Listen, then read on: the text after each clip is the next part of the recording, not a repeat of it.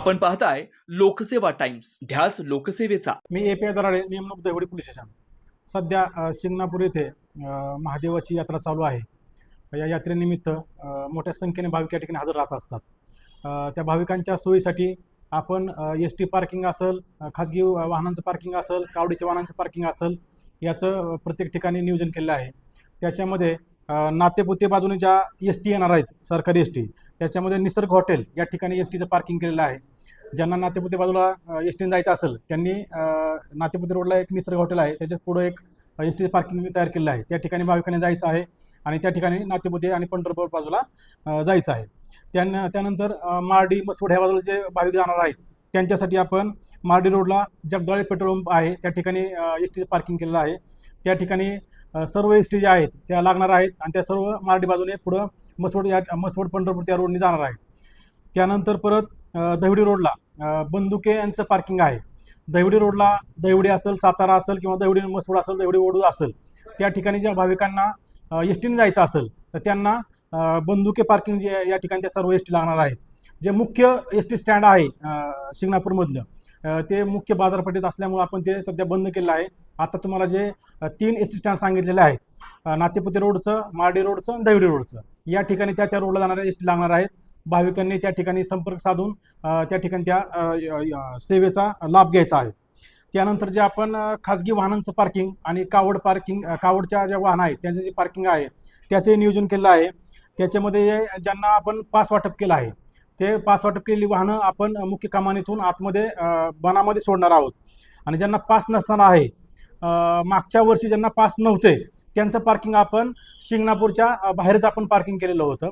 आता ग्रामपंचायतने जो आपण जुना टँकर रोड होता त्या टँकर रोडपासून पुढे एक हायस्कूल आहे, हायस्कूलपासून पुढे एक नवीन टेकडीवरती पार्किंग केलं आहे आणि घोरपडे तळ म्हणून एक पार्किंग केलेलं आहे। ते मंदिरापासून एकदम जवळ आहे। मागच्या वर्षी जे आपण दूर आपण पार्किंग केलं होतं, मागच्या वर्षी जरा भाविकांची थोडीशी गैरसोय झाली होती, परंतु यावर्षी ग्रामपंचायत नवीन रोड बनवून आपल्या मंदिराच्या जवळच जो जुना टँकर मार्ग होता त्या टँकर मार्गवरूनच आपल्याला त्या डोंगराच्या पायथ्याने आपला रस्ता बनवलेला आहे। त्या ठिकाणी टेकडीवरती सुद्धा भरपूर वाहनं लागू शकतात। टेकडीवरचं पार्किंग संपल्यानंतर आपण घोरपडी तळ हे आपण पार्किंग सर्व करून घेणार आहोत। त्या ठिकाणी ज्यावेळेस भाविक वाहनं लावतील तिथून आपल्याला मंदिराचं अंतर सुद्धा एकदम कमी आहे। आणि जेवढे पार्किंग आपण केलेले आहेत प्रत्येक पार्किंगला आपण त्या ठिकाणी फ्लेक्स लावलेले आहेत। एसटी पार्किंग असेल, तुमचं खाजगी वाहनांचं पार्किंग असेल, कावडीच्या वाहनांचं पार्किंग असेल, या ठिकाणी सर्व फ्लेक्स लावलेले आहेत जेणेकरून भाविकांना ते आपल्याला त्या ठिकाणी जाणं योग्य होईल किंवा सोपं होईल। त्यानंतर पार्किंगच्या विषयानंतर आपण 30 मार्च जो आहे हा मुख्य कावडीचा दिवस आहे। 30 मार्च दिवशी पुणे जिल्ह्याच्या ज्या सर्व कावडी आहेत त्या फलटणवरून इकडे शिंगणापूर साईडला येत असतात आणि त्या रोडला भरपूर मोठ्या संख्येने वाहनं येत असतात। त्या दिवशी आपण माननीय SP सरांच्या अधिसूचना काढलेली आहे आणि 30 मार्च रोजी आपण जो शिंगणापूर टू फलटण रस्ता आहे तो हा वन वे केलेला आहे। म्हणजे 30 तारखेला सकाळी 6 पासून ज्या भाविकांना शिंगणापूर येथून पुण्याला जायचं असेल, सातारा जायचं असेल किंवा त्या साईडला पंढरपूरला फलटण मार्गे जर कोणाला इकडं बारामतीला जायचं असेल तर त्यासाठी शिंगणापूर ते फलटण हा रस्ता बंद केलेला आहे, वन वे आहे। त्यांना जायचं असेल त्यांनी शिंगणापूरमधून इथून शिंगणापूरला फलटण जाताना शिंगणापूरवरून दहिवडी ते फलटण हा रस्त्याचा उपयोग करायचा आहे। किंवा मध्ये एक थाराळे म्हणून एक गाव आहे, तिथून मधून एक रस्ता आहे। शिंगणापूर टू फलटण हा रस्ता बंद असल्याने मधनं थाराळेवरून पण जाऊ शकता आणि ज्याला बारामती साईडला जायचं आहे किंवा नातेपुते साईडला जायचं आहे त्यांनी आपण इथं शिंगणापूरवरून डायरेक्ट नातेपुते आणि पुढे जायचं आहे आणि नातेपुतेने पुढे बारामतीला जायचं आहे। सर्वात महत्त्वाचा विषय काय आहे, 30 मार्चला शिंगणापूर ते फलटण हा रस्ता शिंगणापूरकडून फलटणकडे जाणाऱ्या वाहनासाठी पूर्णपणे बंद असणार आहे। तुम्हाला आता मी पर्यायी मार्ग सगळे सांगितलेले आहेत, सर्वांनी त्याचं काटेकोरपणे पालन करायचं आहे। त्यानंतर आपण या ठिकाणी कावडीधारकांच्या वाहनांना पास वाटप केलेलं आहे। पूर्णपणे जो ट्रॅक्टर आहे ट्रॅक्टरला पूर्णपणे या ठिकाणी बंदी घातलेली आहे। ज्यावेळेस प्रांत मॅडम आल्या होत्या, तहसीलदार साहेब आले होते, ग्रामपंचायतचं पूर्ण प्रशासन होतं, कावडीधारक आले होते, त्या मीटिंगमध्ये आपण ट्रॅक्टरधारकांना या ठिकाणी बंदी केलेली आहे।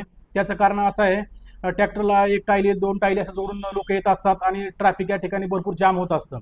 सुरुवातीलाच मीटिंगमध्ये सर्वांना पूर्वसूचना दिलेली आहे, त्यामुळे कुणीही कृपया करून ट्रॅक्टर घेऊन या ठिकाणी येऊ नये। ट्रॅक्टरला कोणत्याही पद्धतीने आम्ही वरती सोडणार नाही।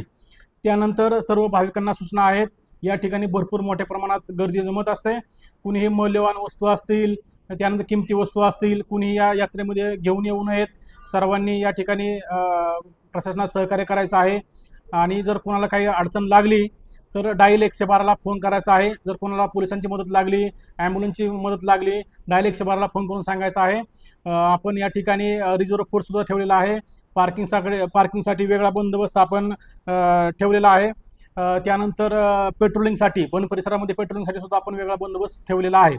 सर्व बंदोबस्त नियोजन व्यवस्थित झालेलं आहे. माननीय SP सरांनी सुद्धा बंदोबस्त आपल्याला पुरेसा दिलेला आहे. फक्त प्रशासनात सर्वांनी सहकार्य करायचं आहे.